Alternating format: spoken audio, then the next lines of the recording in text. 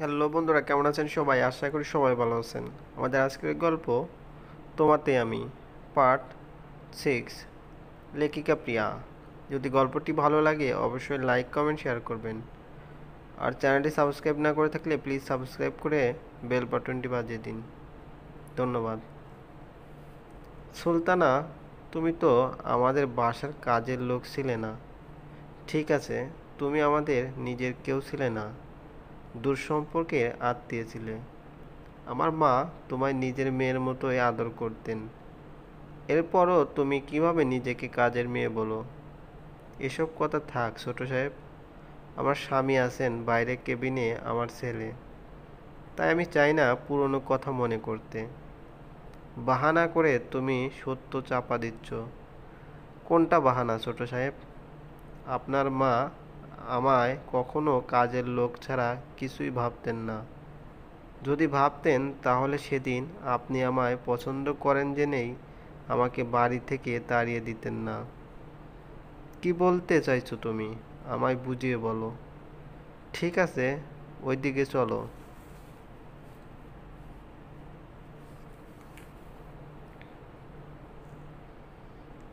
সুলতানা আর কায়সার হাসপাতালে বারান্দায় যায়। নিরিবিলি পরিবেশ, তবুও যেন বুকের ভিতর হাজারো কোলাহল। সেদিন আপনি আমায় বলেছিলেন না আমাকে আপনার খুব ভালো লাগে? সত্যি তোমাকে আমার ভালো লাগতো। আমি ভালোবাসতাম তোমায়। আমার বাবা আপনাদের বাসায় আমাকে দিয়ে গেছিলেন কারণ অভাবের সংসার ছিল। অন্য ভাই বোনদের ভরণ পোষণ লেখাপড়া করিয়ে বাবার রোজগারে পোষাতো না। আর আপনার মা বলেছিলেন বাবাকে নিজের মেয়ের মতোই রাখবেন আমায়। মূলত আপনাদের বাসায় কাজের লোকের দরকার ছিল, আর আমার দরকার ছিল অন্ন বস্ত্র। বাবা আমাকে আপনাদের বাসায় দিয়ে গেলেন।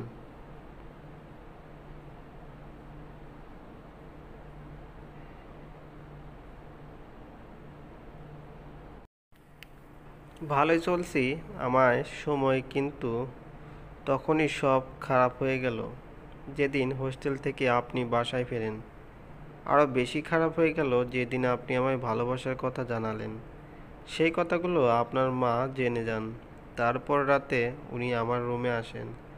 তারপর কী হয়েছিল সুলতানা?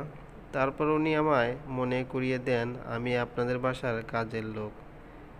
এতদিন খাইয়েছেন পরিয়েছেন, সেই দোহাই দিয়ে আমাকে চলে যেতে বলেন। এক সময় হাত জোড় করে বলেন আপনার জীবন থেকে চলে যেতে।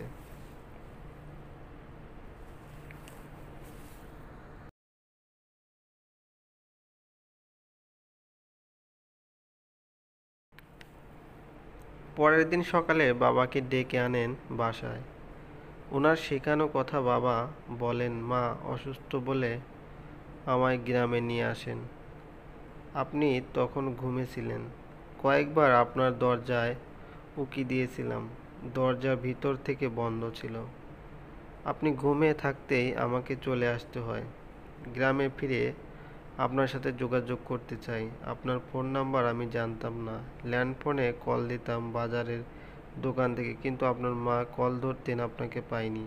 তুমি এরপর কেন ফিরে আসলে না? কিভাবে ফিরতাম ছোট সাহেব? বাবা আমার বিয়ে ঠিক করলেন আমার খালাতো বোনের স্বামীর সাথে, মানে বিবরের বাবার সাথে। বিবরের মা মারা গেছেন, তাই আমার মা চাইছেন আমি বিবরের বাবাকে বিয়ে করি। তাহলে বিবর মা পাবে। চেষ্টা করেছি বিয়ে না করার, কিন্তু বাবার অনুরোধে বিয়ে করতে হয়। তারপর আর কি সংসার করেছি, চলছে সব কিছু ভালোই। কি বলবো জানি না সুলতানা, তবে মা আজ বেঁচে নেই। বেঁচে থাকলে জানতে চাইতাম কেন এসব করেছিলেন। সব কপালের লিখন, ওনার প্রতি আমার কোনো অভিযোগ নেই। কিন্তু কেন জানি আমার বিবর ছেলেটাকে সহ্য হয় না। ওর জন্য সবাই আমাকে জোর করে বিয়ে দেয় ওর বাবার সাথে। ওই আমার জীবন নষ্ট করে দিয়েছে। তুমি তো বললেই কপালের দোষ, তাহলে ছেলেটার কি দোষ সুলতানা? মাহারা ছেলে একটু ভালোবাসতে পারে, আমি ভালোবাসতে পারি না। পারি না ভালোবাসতে। ভালোবেসে কি পেয়েছিলাম, কি পেয়েছি ভালোবেসে? এই আপনাকে আমি মন প্রাণ দিয়ে ভালোবেসেছিলাম, বলতে পারিনি তো তার আগেই সব শেষ করে দিয়েছেন আপনার মা আর আমার বাবা।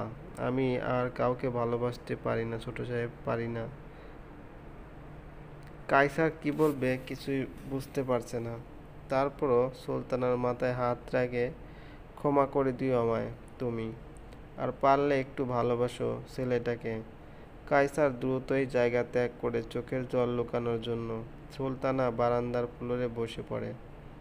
আজ নিজেকে হালকা লাগছে সব ব্যথা প্রকাশ করতে পেরে। কায়সার ডাক্তারের রুম থেকে প্রেসক্রিপশন নিয়ে বের হতে গিয়ে আবার ফিরে আসে। 5,000 টাকা ডাক্তারের হাতে দিয়ে বলে, বিবরের হাসপাতালের বিল আর ওষুধপত্র তুই এই টাকা থেকে দিয়ে দিস, আর যদি লাগে তাহলে আমাকে জানিয়ে দিস। তুই দিচ্ছিস যে? ছেলেটা অনেক ভালো, মাহারা অবাকা ছেলে, বড্ড মায়া হয় ছেলেটার জন্য। ঠিক আছে, আমি ওর ওষুধপাতি যা লাগে সব দিয়ে দিচ্ছি। গাড়িতে উঠে বসেন কায়সার আহমেদ। খুব মনে পড়ছে যেদিন হোস্টেল থেকে বাড়ি আসে সেই দিনের কথা। কলিং বেল বাজাচ্ছে, তখনই দরজা খুলে দেয় 15 বছরের এক কিশোরী। সুতির জামা গায়ে, চুলগুলো বেনি করা, শ্যামলা গড়নের মায়াবী চেহারা। হালকাও না আর মোটাও না, যাকে বলে পারফেক্ট ফিগার। কে আপনি মশাই? এতবার কলিং বেল টিপছেন কেন? আপনার হাত ব্যথা না করতে পারে, কিন্তু আমার কানের পর্দার তো 12টা বাজিয়ে দিচ্ছিলেন। তুমি কে? দেখুন তো মশাই, আমার এত টাইম নেই কথা বলার। কারে চাই সেটা বলুন। মা, ও মা, আপনি কি কায়সার, মানে ছোট সাহেব? জি আমি কায়সার, কিন্তু আপনি কে? আমি সুলতানা। মা, আরে বাবা কায়সার, আয় ভিতরে আয়। সেদিন বাড়িতে ফেরার পর থেকেই কায়সারের ভালো লাগতে শুরু করে সুলতানার সমস্ত কাজগুলো। ও খুব ভালো চা বানায়, সবার দিকে কত খেয়াল, কখন কার লাগবে না লাগবে বলার আগেই পেয়ে যায়। সবচাইতে মুগ্ধ করে সুলতানার গানের গলা, অপরূপ সুর, মাতাল করা কণ্ঠ। সকালে ঘুম থেকে উঠেই বাগানে জল দেওয়ার সময় গান করত। এভাবে দেখতে দেখতে কায়সার প্রেমে পড়ে যায় নিজের অজান্তেই। বাসার সামনে গাড়ি এসে ব্রেক করতে কায়সারের ধ্যান ভাঙে। কতক্ষণ ফ্লোরে বসা ছিল সুলতানা, তারপর উঠে বিবরের পাশে যায়। বিবরকে আদর করতে মন চাইছে। সত্যি তো, মরা ছেলেটা একটুও ভালোবাসা পায়নি। কি এমন হতো যদি আমি ওর মা হয়ে উঠতাম? ভাবতে ভাবতে ঘুমন্ত বিবর কপালে চুমো খান। চলবে বন্ধুরা, গল্পটি যদি ভালো লাগে অবশ্যই লাইক কমেন্ট শেয়ার করবেন। আরেকটি কথা, এখনো চ্যানেলটি সাবস্ক্রাইব না করতে প্লিজ সাবস্ক্রাইব